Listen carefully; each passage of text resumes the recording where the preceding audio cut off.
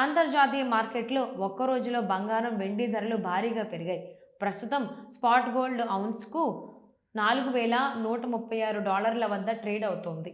కిందటి రోజుతో చూస్తే దాదాపు $50 పైగా పెరిగింది.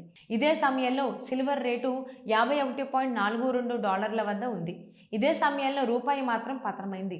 డాలర్తో పోలిస్తే రూపాయి మారకం విలువ $89.79 వద్ద ఉంది. అమెరికా ద్రవ్యోల్బణం, రిటైల్ సేల్స్ గణాంకాలు త్వరలో విడుదల కానున్న నేపథ్యంలో ఇంటర్నేషనల్ మార్కెట్లో రేట్లు పెరిగాయి. దేశీయంగా బంగారం, వెండి ధరల్ని ఇప్పుడు మనం చూద్దాం.